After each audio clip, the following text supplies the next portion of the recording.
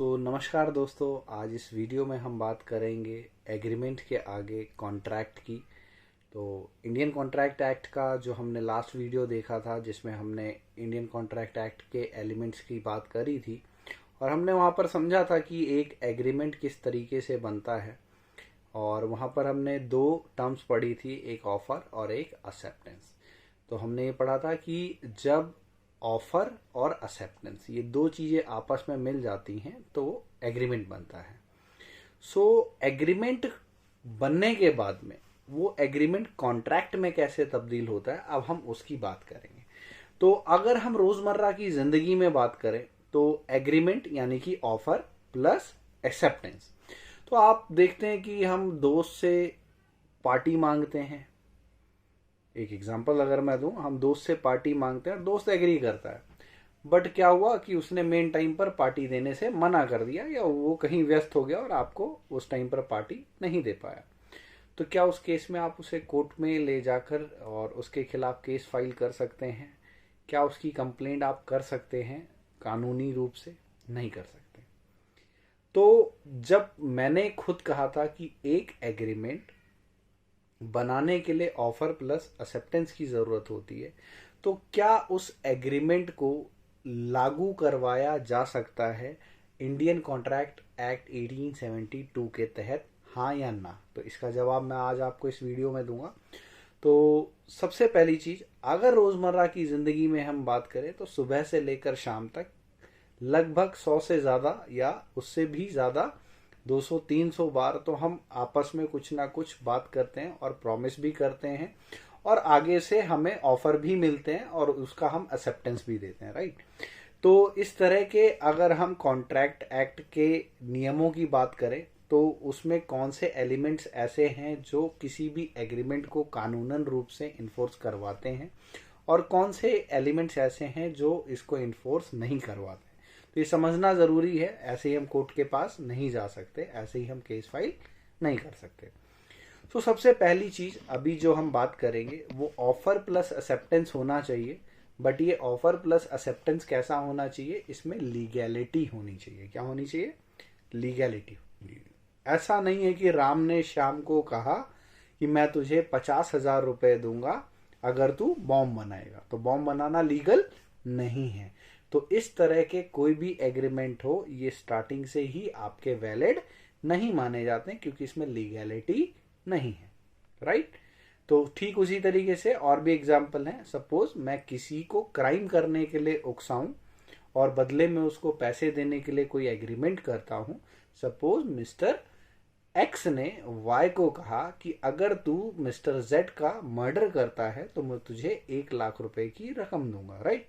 तो इस केस में देखिए, ऑफर एक्स ने दिया, किसको दिया? वाई को दिया। और अगर वाई इस ऑफर को एक्सेप्ट भी कर ले तो भी यहां पर लीगैलिटी की कमी है। Due to lack of legality ये ये एग्रीमेंट वैलिड नहीं है, स्टार्टिंग से ही वैलिड नहीं है।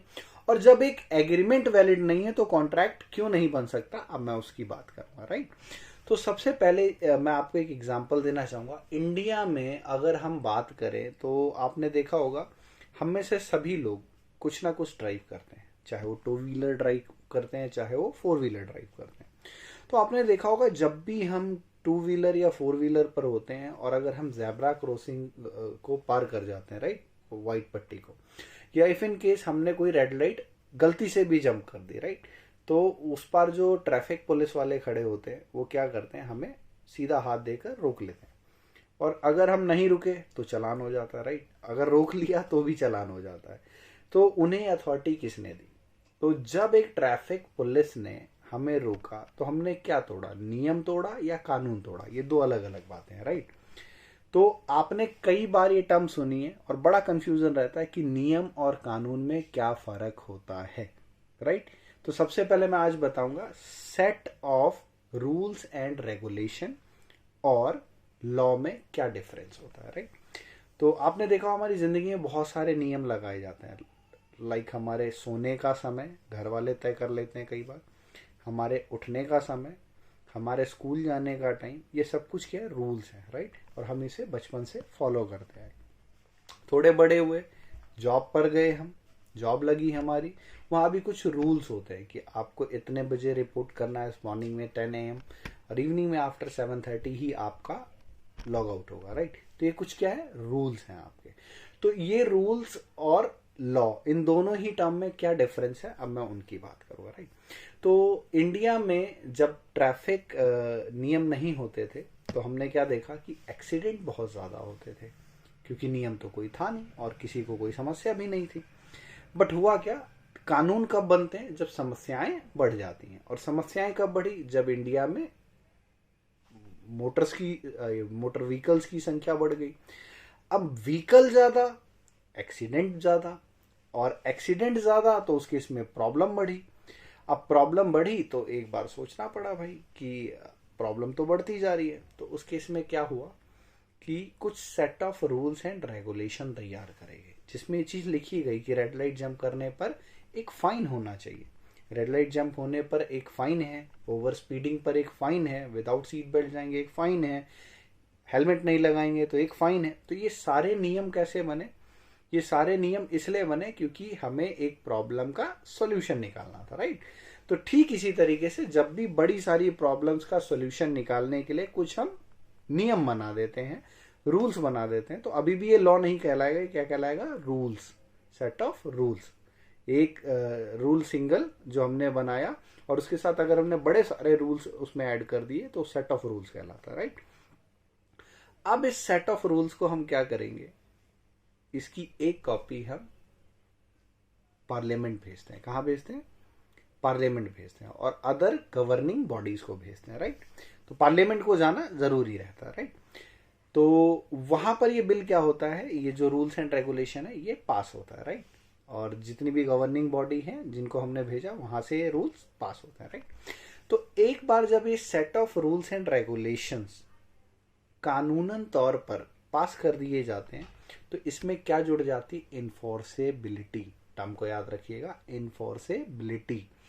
तो कोई भी नियम और कानून जो गवर्नमेंट सॉरी जो लॉ के द्वारा क्या है, इन्फोर्सेबल, जो लॉ के द्वारा क्या है, इन्फोर्सेबल, वही रूल्स वही नियम क्या बनते हैं, लॉ बनता है या कानून बनता है, राइट। तो पार्लियामेंट से उसको पास करवाना जरूरी है। तो मोटर व्हीकल्स एक्ट जो बना आपका, और साथ ही में जो ट्रैफिक रूल्स एंड रेगुलेशन बना, या कोई भी ऐसा कानून जिसके नाम के पीछे आप देखते हैं एक्ट लगा, वो एक्ट बनने से क्या था, एक नियम था, set of rules and regulation था। और जब वो रूल्स एंड रेगुलेशन, मैंने आपको जैसे बताया कि पार्लियामेंट और गवर्निंग बॉडीज के पास जाकर और वहां से वो ऑथेंटिकेट होकर उसको अप्रूवल मिलता है और उसे कानूनन रूप से इन्फोर्स करने का मतलब लागू करवा दिया जाता है। तो कोई भी नियम जब कानूनी रूप से लागू करा जाता है तब वो कानून बनता है, राइट। तो नियम पहले टूटता है, लॉ बाद में, क्योंकि लॉ बनने से पहले वो एक नियम था, राइट। यहां तक क्लियर है। तो अब हम आगे आपको बताएंगे कि कॉन्ट्रैक्ट कैसे बनता है। तो हमने पढ़ा था जब एक ऑफर एक्सेप्ट हो जाता है तो उस केस में ऑफर प्लस एक्सेप्टेंस क्या बन जाता है, एग्रीमेंट।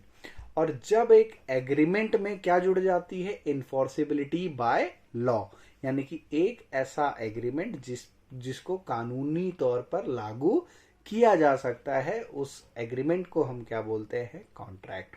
तो जैसे मैंने बताया नियम ही कानून बनते हैं, ठीक उसी तरीके से एग्रीमेंट ही कॉन्ट्रैक्ट बनता है, राइट। तो अभी जो मैं नेक्स्ट एलिमेंट आपको आज ही इंट्रोड्यूस कर रहा हूं इसी शॉर्ट वीडियो में, तो मैं आपको बता देता हूं। नेक्स्ट जो हमारा एलिमेंट है वो है कंसीडरेशन। क्या है हमारा एलिमेंट, कंसीडरेशन।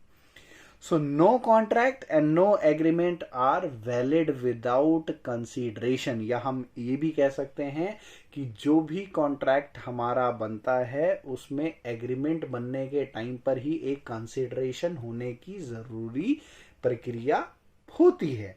यानी कि अगर हम कंसिडरेशन की बात करें तो कंसिडरेशन एक जरूरी एलिमेंट है जो ऑफर प्लस एक्सेप्टेंस के टाइम से ही प्रेजेंट होना चाहिए।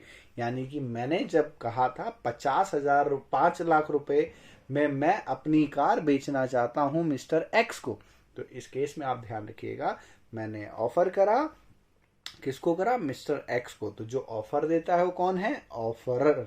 कौन है वो, ऑफरर। और जिसको ऑफर करा वो कौन है? ऑफरी। तो ऑफरी कौन है यहाँ? Mister X. मैं कौन हूं? ऑफरर।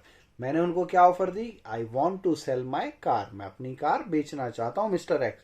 कितने रुपए में? 5 लाख रुपए में। तो आप यहां देखिएगा, कंसिडरेशन का मतलब होता है बदले में। क्या मतलब होता है? बदले में, in return, something in return. तो बदले में जब तक कुछ नहीं मिलेगा तब तक वो कंसिडरेशन के बिना आपका एग्रीमेंट कभी भी कॉन्ट्रैक्ट नहीं बनेगा, राइट। तो अभी मैं आपको कंसिडरेशन में क्या समझा रहा हूं कि मैंने मिस्टर एक्स को कार बेचने के लिए कहा, तो बदले में क्या लूंगा? 5 लाख रुपए। तो मेरे लिए 5 लाख रुपए क्या है? कंसिडरेशन, क्योंकि बदले में मिल रहा है मुझे, गाड़ी के बदले में। मिस्टर एक्स ने 5 लाख रुपए मुझे दे दिए, अब बदले में उन्हें क्या मिल रहा है? कार। तो कार उनके लिए क्या है? Consideration, right. तो आपका जो कॉन्ट्रैक्ट बनता है उसमें क्या क्या प्रेजेंट होना चाहिए? पहली चीज मैंने आपको बताया, ऑफर। ऑफर में क्या जुड़ा होना चाहिए? Acceptance. Offer plus acceptance it means agreement. साथ में क्या चेक करना है हमें? कंसिडरेशन है या नहीं है। Third thing consideration. और अगर कंसिडरेशन है तो चौथी चीज क्या चाहिए उन्हें? इन्फोर्सिबिलिटी बाय लॉ, लॉफुल है या नहीं है, उस पर कानून लागू होता है या नहीं होता, कहीं वो एग्रीमेंट इलीगल तो नहीं है। तो एग्रीमेंट का लीगल होना भी जरूरी है। तो 5 एलिमेंट बेसिकली हमें ध्यान रखने हैं, तभी कॉन्ट्रैक्ट एक्ट 1872 की जो डेफिनेशन है वो पूरी होती है। So an agreement which is having following element: number 1 offer, number 2 acceptance, number 3 offer plus acceptance, number 3 is legality, number 4 consideration, and number 5 enforceability, right।